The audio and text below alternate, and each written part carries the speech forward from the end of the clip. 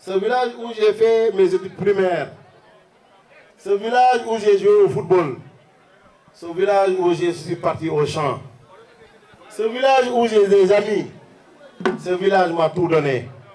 Parce qu'on ne peut pas avoir un meilleur endroit ou l'endroit où tu as été né. Et cet endroit où j'ai été né, c'est le village de Dioral. Je ne peux pas remercier le village de Dioral. Regardez l'heure qu'il est. Actuellement, tout le monde est en train de m'écouter. Je ne peux pas vous remercier, que ce soit les jeunes, que ce soit les femmes, que ce soit les grands-parents, que ce soit les amis. Je ne peux pas remercier la population de Dioral. Étant fils de Diouroup, j'ai un devoir envers mon terroir. Ce cercle initié par les forces vives et la jeunesse de mon terroir est un honneur qui me touche au plus haut point. Je tiens à remercier au fond du cœur notre parrain, M. Cheikh Ahmed Tidiane Cissé, j'en reviendrai tout à l'heure, PDG de l'ETM, par ton soutien inestimable, ainsi que la reconnaissance et pour l'unité fraternelle que vous ne cessez d'appuyer à mes côtés. Si je suis debout devant vous, ce n'est pas pour glorifier ma personne, mais pour rendre grâce à Dieu et pour témoigner de ce que l'engagement, la stratégie et l'amour de notre terroir peuvent accomplir. Tout ce que j'ai entrepris, je l'ai fait avec la conviction profonde, commune, et notre jeunesse mérite le meilleur. Pour être tout à fait transparent et complet avec vous, sur le chemin parcouru, voici les actions concrètes et les projets d'électrification majeurs que nous avons pu décrocher et réaliser ensemble.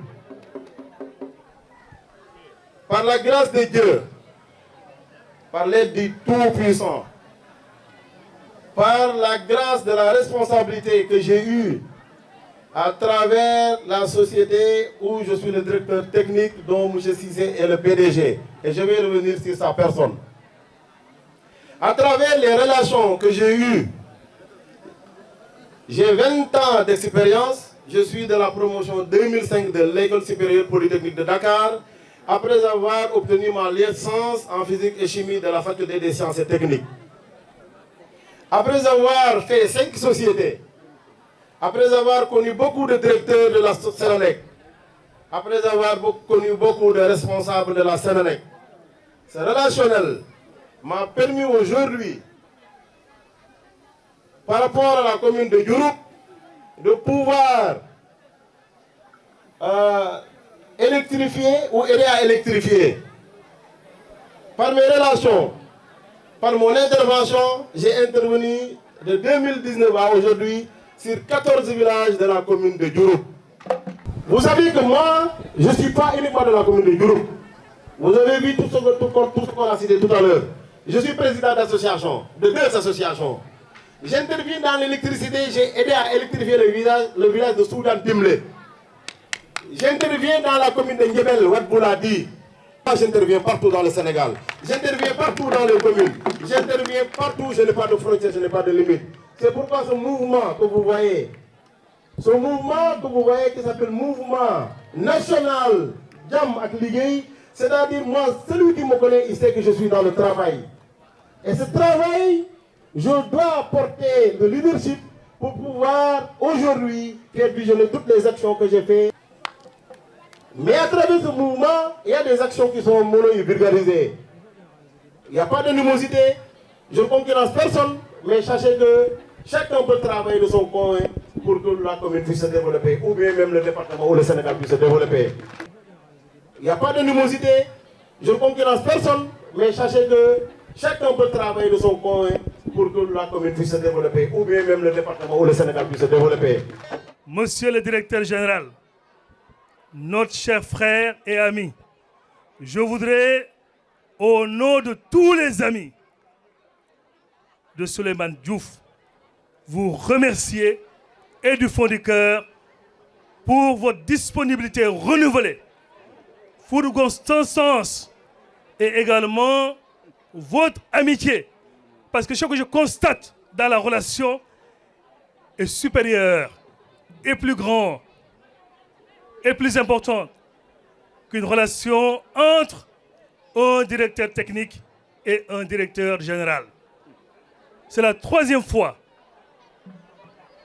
qu'on se retrouve ici, à Dioral. Et aujourd'hui également, ces citoyens, c'est joyeux parce que Dioral célèbre son fils. Et à chaque fois, vous êtes là, présents. Donc, ça dépasse une relation de collaboration. Souleymane est votre jeune frère. Et j'ai bien noté la requête qui a été adressée à M. le maire pour faire de M. le directeur général un citoyen d'honneur de la commune de Diouroup. Et je suis convaincu, avec l'aide de Dieu, pour les prochaines locales à venir, et chez moi à Djareh, s'il ne le fait pas assez rapidement, on vous fera citoyen d'honneur à Djareh également, parce que nous savons ce que vous êtes en train de faire, et pour la commune, et également pour une partie du département. Et pour revenir au parrain du jour, M. Cheikh Ahmed Tidiane Cissé, le natif de Dagana, le PDG de ETM, le directeur général de la Société sénégalaise de béton armé, qu'on appelle SSBA, le directeur général de la société Elexen, Elexen CATC, qui est dans la fourniture de matériel électrique, le directeur général qui est en train de mettre en place une usine de postes préfabriqués de marque Astor, le directeur général qui est en train de vouloir créer une autre entreprise dans la sphère, dans la zone économique intégrée de Diass, je veux nommer M. Cheikh Ahmed Tidiane Cissé, que je vous demande de l'applaudir très fortement. M. Cheikh Ahmed Tidiane Cissé est un ancien de la Sénélec, qui a eu à travailler à la Sénélec, qui a eu à faire des efforts volontaires, n'étant pas cadre de la Sénélec. Aujourd'hui, il est devenu un leader incontournable du landerneau électrique au Sénégal. Aujourd'hui, au Sénégal, vous ne pouvez pas dire une société, deux sociétés et vous ne citez pas ETM. Et ça, c'est par la magie de ce grand monsieur, Cheikh Ahmed Tidiane Cissé. Un grand travailleur, un très grand travailleur. Wali Diop l'a dit tout à l'heure. Souvent, on vient en week-end, il attend que je parle avec DG. Et pourtant, avec tout ce qu'il a, il pouvait ne pas s'occuper de ses chantiers. Il pouvait dire non, allez, je vais me reposer. Mais je sais que là où il est actuellement, il est en train de coordonner des chantiers pour demain. C'est un travailleur chevronné. C'est un grand employeur aujourd'hui et qui emploie des milliers de jeunes sénégalais. Parce que je vous ai parlé de LFN, je vous ai parlé de SSBA. SSBA, c'est une société qui fabrique les pots de béton. Et c'est lui qui l'a mis en place. Je vous ai parlé de LFN, je vous ai parlé de Astor. Et la petite histoire, c'est quelqu'un que Dieu aide dans ses choix. Le choix qu'il a fait avec M. Ferroudoun, qu'on nomme, je pense que vous l'avez vu, l'homme le plus riche de la Turquie, c'est son partenaire. Donc vous savez que ce monsieur-là, ce n'est pas un petit homme. L'homme le plus riche de la Turquie, c'est le partenaire de M. Cissé avec les postes préfabriqués que vous voyez qui ont des chapeaux rouges. Nous n'avons plus une relation entre PDG et directeur technique. C'est une relation fraternelle. M. Cissé, je vous remercie au fond du cœur. Je prie tout le puissant, tous les vœux que vous souhaitez dans ce monde, que Dieu puisse vous le donner.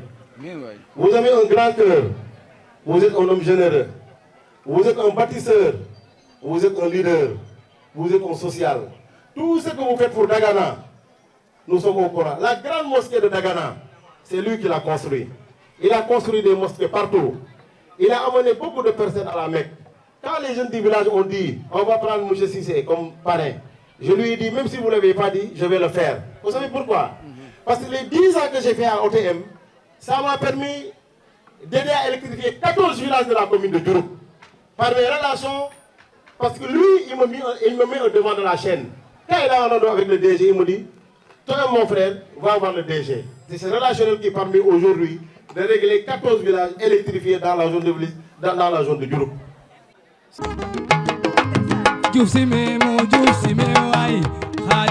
Tchorine à directeur général. Souleymane wax dëgg fa la ñu gis ma nga paax. Wala ngay Souleymane Faxa.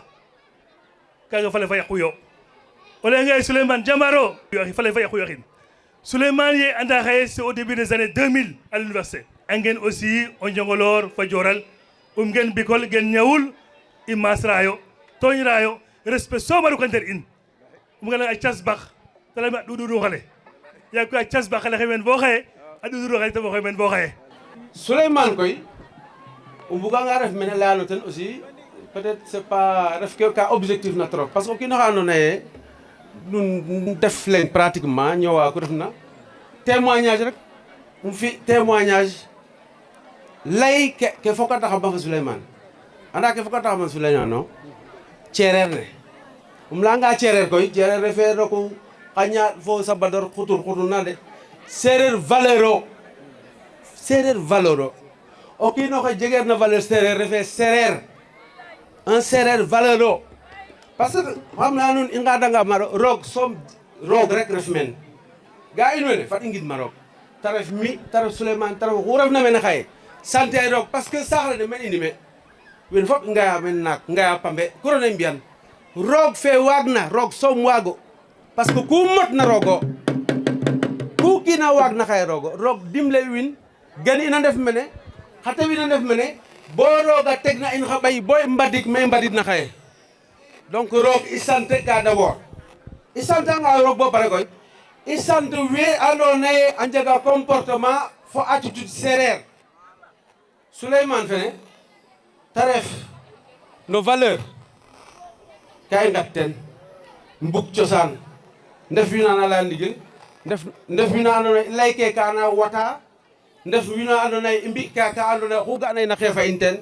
so mbug saax le njala saax le parce que saax le koy mi kam gime doxandem jalke saax le xa ɓi saax le na njalka saax le Souleymane o xey maxey ke ta jalna kam layano ten tout le temps kam layano koro maak mérite c'est vrai ana fi'a affaire nda ke andoona yee ana fi'an no courant mairie bug'anga no fi' xa i mbi' xa qiid pour mbi'in nanam koy wiin we layooyo mene woy programme état yo état financé un ndiki nun manu ndeɗu yen état financé taxa nu mbaagirano ati saate fe état financé un ndetunu atidin saate fe tig na atidan saate fe to tig ka koy ten ref relation ten ref ta jala ten a andin a jeg ten wiin a waago xotale joral fene kam ɓisid kam toñal lene poto ko ɓisa den bo a tutum taxa jega poto courant kaaga koy o kiin oxe bug na sax na fi'an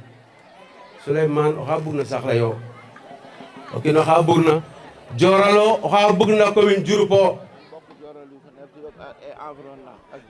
ale we ndemena joral fa ka ke ndefna joral ak cinjale fop ale oxe simna nuun a gidma nuun am na betel xam woon ni nii lay demee ale a jega ka betuna yam ka fo ye bes ke fot ke nene fatina sama rak ji Souleymane Diouf yama weca koy a Souleymane Diouf njëriñ bu mu am ci dëkk bi o njirño nge ta jeg na saate fe parce que man moom réeru tunu ci dara ale Souleymane koy fo ten fene na la ale moɗena dara takk desul ale tak yoqe ngente desul bat yoqe lamba desul njom yoqe naqar bu am aussi noonu ale naqada jega nga itam nemo ora itam mu nekk ku bëgg fonk mbokkam ale koy Souleymane ka bug fogum a bug a xooxum a bug saate fe lu gën mu gën ma neex nag da ci jaamu yàlla ale te ke moƴuna fel ta fadwate na roog mais lii aussi wane na ne ale kene koy a lalta ye ñu ngi ko seqal ni weta fog tuna ils sont reconnaissants ale nu njega koy o bug ne Souleymane cofel ngoon ba léegi ñoo fi ba guddi ale nges na bo ndiik nu ne meen cungan Souleymane Souleymane dinaa wax sa wax tuuti ba ci kanam ale xana layno koy tutuñ bo tapam lépp loo doon def ale ku layo fiyogo na suley sa ay mbokk nag gën yokk ale ku fiyogo na kam joral fo fogo fato batin parce que lii rek wane na ko ale yam kene koyalal ta fop koy suley man nag yàlla def na ale gor koyalogo ay roga taxa maay PDG ETM ale ten ref directeur général ETM fe ando naye wo ref maga directeur technique au nom de l'ensemble du personnel de ETM ale au nom de l'ensemble manam ETM mi da ndefe na personnel fe maam fi ñaari cër te jeg teen cer ɗik benn maay PDG ale deng ref directeur général yàlla def sama rakku bu baax bi ale ta ref Souleymane mu pare ne ma lu mel nii tane ten ngel nene yong bo nene au nom de ETM ale no gon ETM ñoo ngi seede ale CDA ni sama directeur technique bi di Souleymane Diouf ke directeur technique te ref Souleymane Diouf seq na ñëpp jàmm au sein de l'entreprise ale kam ETM Souleymane ka yok maga fiya maga calel mosu moo fay njëkk ale ten na etama moo fay mujj ten na falakama itam man dam koy seede en tant que PDG ale comme directeur général ale kene ten na seede an kana Souleymane courant ci Sénégal ale courant ne Sénégal a fo dena fop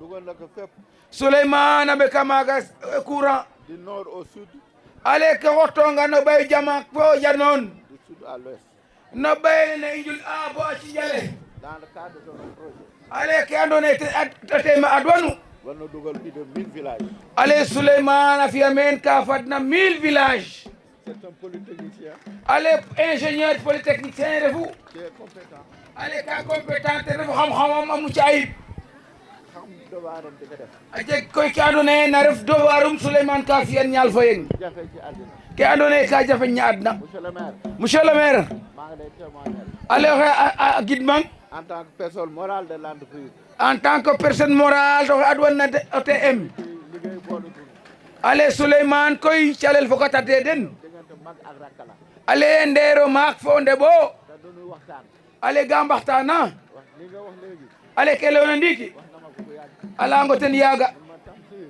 ale Tamsir ak Moïse ak Moïse Sarr duñu yàgg lool ale gon min yaaga ñu naan samay doomu ndey yu baax ale ay wog yaayum nu ndefu jaanunu ko ale nu ndefa mu refna comme ni nga ko waxee léegi rek ale comme ne leytano ndiiki wax na ma ci bare ale laaj ju bari na ci université ba université di ñaan seen seen diggante diggante seytaane bañ ko am yoon yal na bu saytaane am yoon man nag su may wax ci moom fii ba suba ale a nalana Souleymane bo feet duñ fi jot ale inu ke meen mbokk yi ale o fogole seen doom bii Souleymane fene seen jarbaat bii o ndokor nuno ngene seen mag bii o maag nuno xene seen rakk bii o ndeɓ nuno ngene bu baax la o kiino paaxo de ke i mbi'an no commune Diouroup relation in ten permettre na in nene ɓektuma caate kene PADS we installé ayo naga lukatum ɓek a caate ɓeta ɗak axin Diouroup wa ando naye we installé el kene koy mom fiyan fi'inum parce que koy kam fakoran kam fi'in parce que koy